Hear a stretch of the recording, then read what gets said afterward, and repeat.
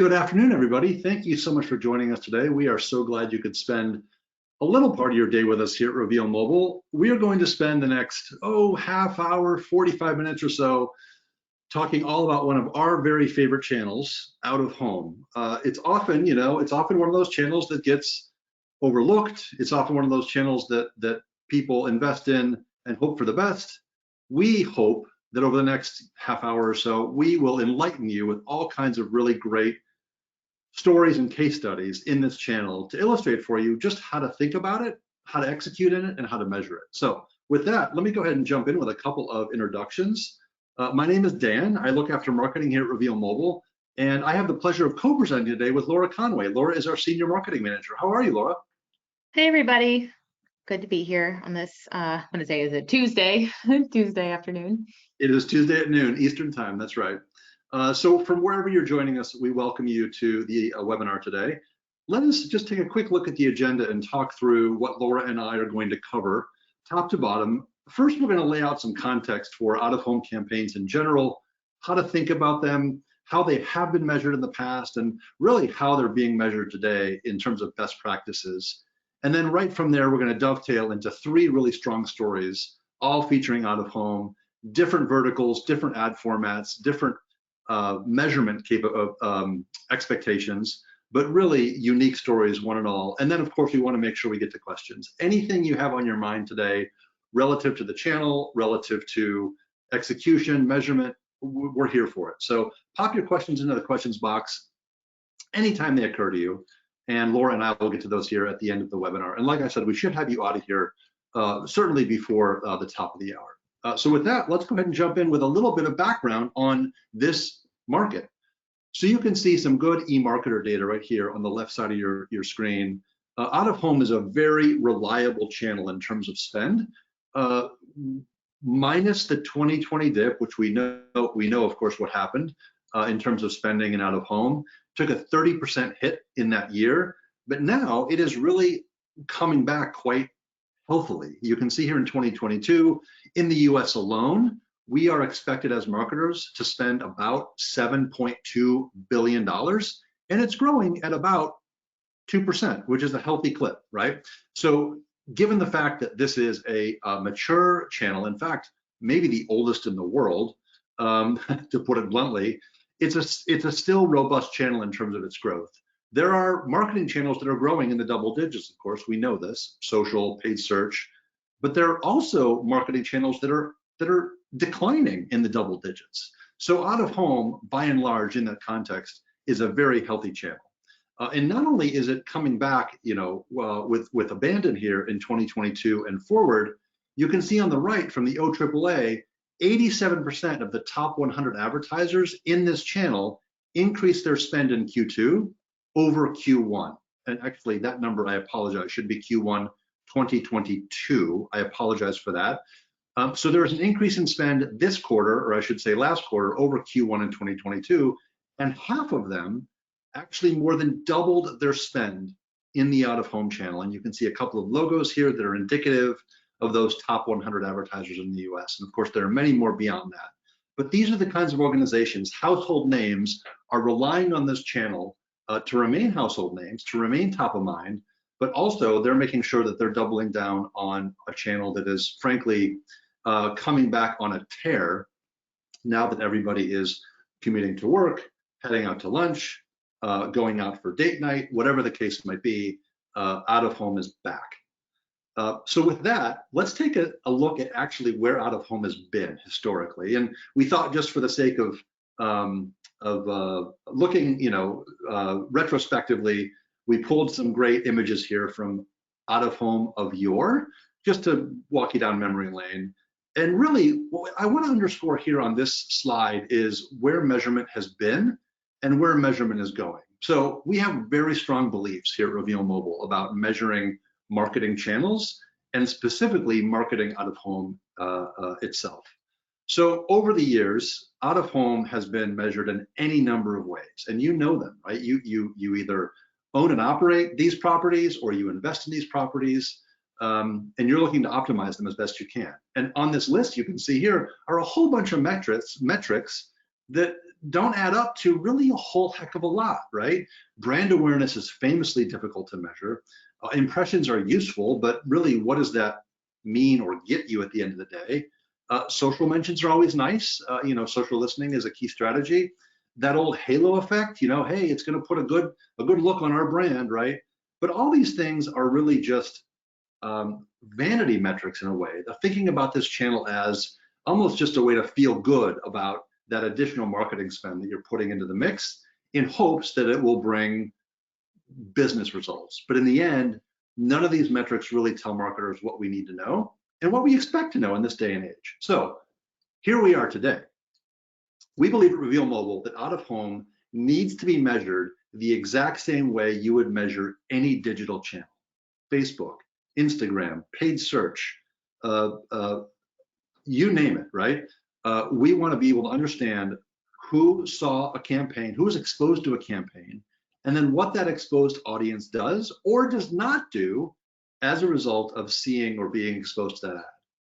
All that adds up to out of home now being a customer acquisition and fully a customer activation channel. And you can see here some new executions, right? Beyond the old Pepsi, Oreo, and Coppertone ads, you can see we have formats that are frankly, brand new in advertising years. We have moving out of home on the taxi at the bottom. We have digital out of home that is being bought programmatically. That is certainly the big story in out of home of late. And then you have all kinds of unique executions, building wraps, right?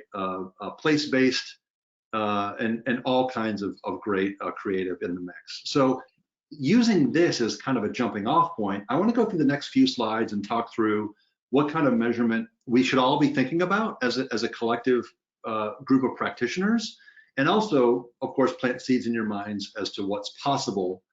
And then we'll dovetail into Laura's 3 stories around those case studies. So the first thing I want to do is define what we would consider an exposure zone in this new measurement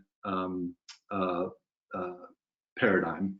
So first and foremost, the measurement requirement on what audiences do or do not do should really happen across any exposure format at all, whether it's a static billboard up on the highway, a digital billboard that has ad logs and exposure times based on that ad log, or if it's place-based, it's facing a certain direction. You can see at the bus stop, there's an ad facing inward but not outward, or moving, frankly. Are you on top of an Uber? Are you on top of a taxi in Midtown Manhattan? And are you running an ad for a restaurant or a show or an event? So all of these exposure zones are fair play for how we think about measuring our measurement methodology, which we'll go through here shortly. So that's one half of the equation. The second half of the equation is the conversion zone. What happens after exposure? So thinking about this, we also want to take an expansive view and not just consider somebody having been exposed to an ad and then going to a website, or somebody having been exposed to an ad and then maybe taking some action in app. We want to think of all of it, right? Whether it is going to a website and checking out, downloading an app, making a purchase, visiting a store in real life, brick and mortar, filling out a survey, understanding just brand lift in general by taking general market surveys or exposed market surveys. These are all different types of conversion zones that we're thinking about as in play relative to this new measurement methodology. So as you think about your own executions in out of home, don't take no for an answer, right? Think about your goals for the campaign and tie your metrics, what you're going to actually be measuring on the back of the campaign, and consider it doable. And if somebody's telling you, you know what, we don't really know what happens in store after your campaign runs, move on, right? You've got to have yes for an answer, because all of these things are possible today. With the way identity graphs are formed and with the way mobile devices operate in the world today, all of this is indeed possible. So having looked at now both exposure and conversion zones, let me wrap all this together into actually a single measurement methodology that has 4 dimensions. And the 4 dimensions are based on exposure, pre and post, and then the other 2 dimensions are exposed groups and non-exposed groups, or what you might call a control group. So when thinking about exposure for your out of home, this is really the single slide that sums it all up. And if you want to have a campaign measured really rigorously and fairly, and you don't want to have your out-of-home company, take any sort of shortcuts, this is the way to think about it. So let me start at the far left top. You've got your control group. This is a group that is formed based on, frankly, lookalike criteria that your exposed audience reveals to you. So with the exposed group, there's going to be certain people who have, tranches of household income, ethnicities, interests, all these demographic criteria. From that exposed group, when the campaign is running, you can then create a control group to say, hey, here's a bunch of people who look just like those who saw your ad, but we know they actually didn't. So now you've got your two groups, your control, unexposed, and your test, your exposed group. Both of those cohorts should really, before the campaign, really should be at the same level of desired behavior after the campaign runs. So let's say the control group does something 5% of the time before the campaign. Your exposed group should also have done something about 5% of the time before the campaign started. So let me fast forward now to post-exposure and talk through the implications of that group. So your out-of-home campaign is running, executions are all throughout, a major metro, and you've got the best of intentions for performance here. This is where the control and the test groups actually diverge. If they looked exactly the same before exposure, they should look quite different in terms of behavior after exposure. So number two, post-control. This is what the lookalike audience did after your campaign ran. Remember, these are people who did not see your campaign, but you still measure their behavior to see what the difference was between pre and post. And number four, post-test exposed group, this is really where the rubber meets the road. And this is where you know what your exposed group did after they saw your ad. And when you combine all these different elements together, this is where you get net lift. And we're going to talk through net lift in the context of some of Laura's stories. But I want to make sure that we're sort of peeling back the onion here and sharing these four dimensions of measurement in a really clear, compelling way, so you understand that it's not just, hey, did my audience do the thing I wanted them to do? It's what did my audience do after they saw my ad, compared to the audience who did not see my ad. And that's truly where you're going to get the most rigorous, authoritative measurement around, frankly. So with that, Laura, let me get out of the way, and you, with that context, carry us forward into a couple of great case studies. Thank you so much, Dan. That four prop is really good to be able to visualize and then keep in mind for the following slides too. So let's dive in and take a look at some of these stories. So in this first one, we are going to take a look at a campaign that Adomni ran using Uber out of home. They're moving out of home billboards on top of rideshare vehicles. And this one looks at footfall to a retail store. So here's some of the campaign details. So the out-of-home giant in the space, Adomni, worked with a major family apparel brand in order to drive foot traffic. So they, like I said, they used the Uber Media's moving out of home, and they ran this campaign between Thanksgiving and Christmas Eve in order to get, those last-minute shoppers in for some last-minute gifts. And they had 14 days to convert after being exposed to the ad. And the goal was really just to understand how much foot traffic this campaign drove to the stores. So after they were running their campaign, we took a look at the pre and the post versus, and compared the control group to the exposed group, which is called the test group in these two slides.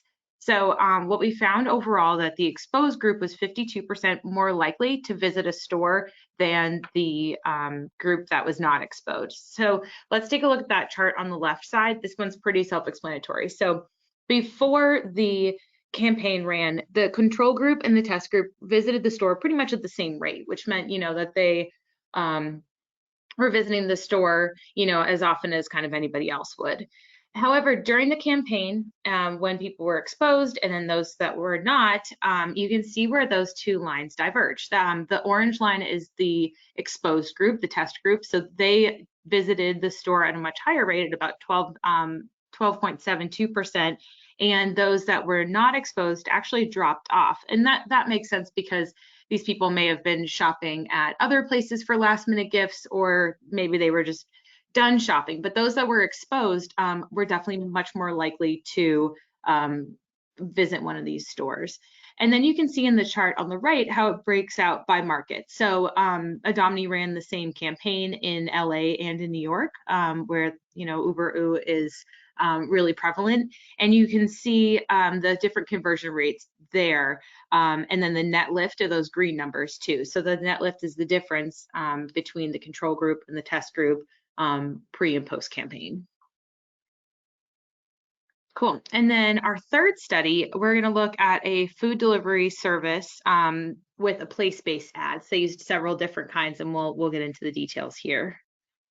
So in this one, this out-of-home subsidiary of this global agency, so another powerhouse in the space, worked with this food delivery service in order to drive all kinds of actions here. So they used kiosks, transit, place-based different ads, as well as urban panel and other kinds of out-of-home media in the Chicago market.